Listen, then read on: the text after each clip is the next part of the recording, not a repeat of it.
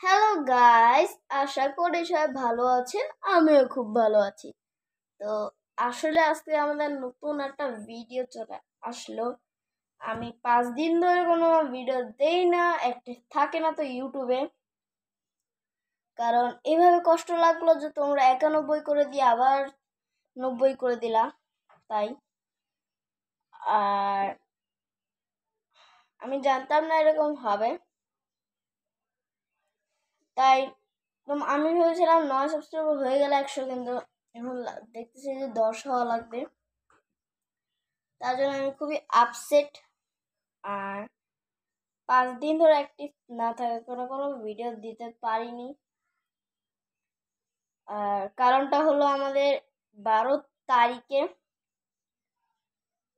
আমি হলো মানে রোজা রাখার কারণ মানে রোজা রাখার জন্য না, যে রোজা রেখেছিলাম বলে মানে খাইনি, তাই হঠাৎ করে ভারী ভারী খাবার শুরু করলাম। তাই আমার শরীরটা অনেক এই কয়েকদিন ধরে খুবই খারাপ ছিল, এই 5 দিন 6 দিন ধরে।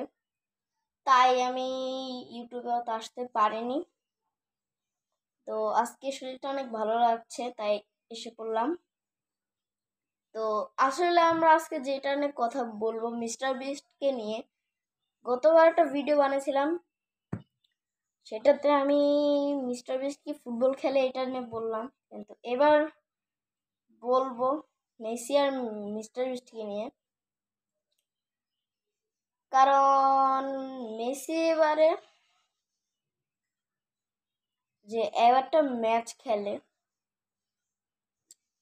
ইন্টার মিয়ামি টিমে হয়ে, কারণ জানে তো মেসি এখন আর ইন্টারন্যাশনাল টিমে খেলে না, এখন মিয়ামিতে খেলে। তাই এবারে একটা ম্যাচ হয় ইন্টার মিয়ামিতে, আর সেটাতে মেসি যায় খেলে।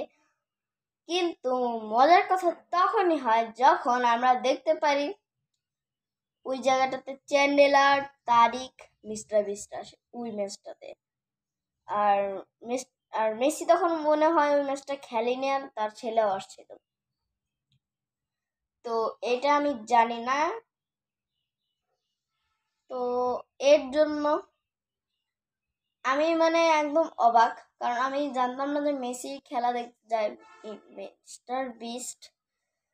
কিন্তু যখন এই সোশ্যাল মিডিয়াতে এটার কথাটা শুনি আমি, তখন আমি পুরো অবাক। আর এর মধ্যে আমার শরীরও ভালো, তাই তোমাদের সাথে চলে আসলাম কথাটা বলতে, আলাপ আলোচনা করতে। আমি জানি কয়েকদিন ধরে আমার কোনো ভিডিও আসে নাই, অনেক দিন দেরি হয়ে গেছে, কিন্তু এই কয়েকদিন ধরে তোমাদের সাথে আমি অ্যাক্টিভ থাকার চেষ্টা করব। আর আমার একটা অনুরোধ থাকবে, তোমরা অবশ্যই আমার চ্যানেলটাকে সেই 10 সাবস্ক্রাইব করে দিয়ে 100 করে দিবা। আমি চাই সেটাই হোক। আর এরকম যদি তোমরা নিয়মিত ভিডিও পেতে চাও, অবশ্যই কমেন্ট করবে, অবশ্যই আমাকে বলবে। আর আজকে ভিডিওটা এই পর্যন্তই। টাটা।